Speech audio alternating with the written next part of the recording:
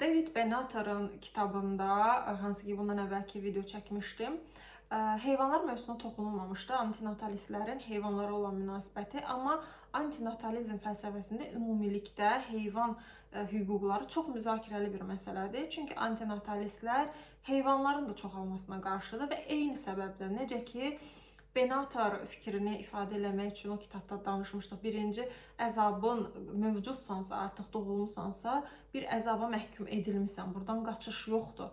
Bunu irəli sürərlər, radikal şəkildə doğuşa qarşıydılar. Heyvanlara da eynisini eləyir. Çünki heyvanlar da bizim kimi ağrı çəkən varlıqlardılar. Ağrını hiss eləyirlər bitkilərdən fərqli olaraq. Ona görə də heyvanların da nəslinin artmasını dayandırmalı olduğumuzu deyirlər.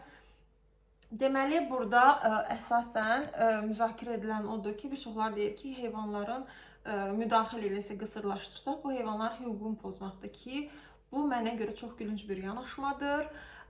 Çünki heyvanlar günümüzdə əsasən ticari məqsədlə onsuz da istifadə edilir və yaxud da ki, baxımsız qalırlar. Hər küncdə bucaqda, Azərbaycanda özəlliklə gündə bir it, pişik öldürülür və yaxud da ki, evcil heyvanlardan götürsək hələ, itlər məsəl üçün Azərbaycanda, Avropada tamam fərqlidir, ailənin bir fərdi kimi qəbul edilir bu heyvanlar. İtlər Azərbaycanda kənd yerlərində əsasən komaya bağlanılır və təhlükə anında uğur falan gəlsə hürsün deyə istifadə olunur. Yəni tamamilə insanlar özləri üçün istifadə edirlər ki, müharibələrdə də hər zaman bunu hesablamırlar. Yəni filan qədər insan öldürüldü, filan müharibədə deyilir, amma heyvanlar hesablanılmır.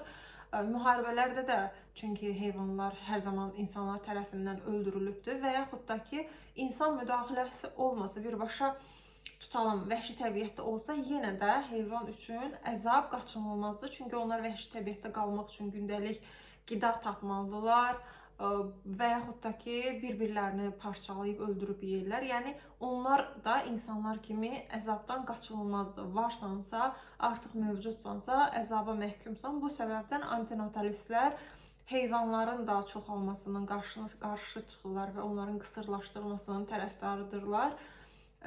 Dediyim kimi, yəni çox zaman düşünürəm ki, antinatalizm mövzusunda ən belə müzakirəli olunan və faşistcə səslənir ki, antinatalistlər deyir heyvanları qısırlaşdırın. Yəni burada əksinə, tam tərsinə heyvanların faydalılığı tərəfindən bu qısırlaşdırma irəli sürülür. Çünki bu bir faktdır ki, hər mənada heyvanları biz sui-istifadə edirik. Ya evcil heyvanları və yaxud da ki, insan nəsli yaşasın deyə, qida ilə təmin olunsun deyə heyvanlar eyni ilə öldürülür, onların ətlərini biz yeyirik. Yəni, hər vəhşi təbiətdə də, evcil həyatda da, yəni hara fırlatsaq biz onsuz da heyvanları istismar edirik, onlara əzab çəkirik. Hətta bizim müdaxiləmiz olmasa belə, nəticə olaraq vəhşi təbiətdə olsalar belə onlar əzabdan qaça bilmirlər və bu səbəbdən də heyvanların da qısırlaşdırılmasının tərəfdarıdırlar. Yəni, bu özü də dediyim kimi müzakirəli mövzudur. Mənim üçün təbii ki, müzakirəli mövzu deyil.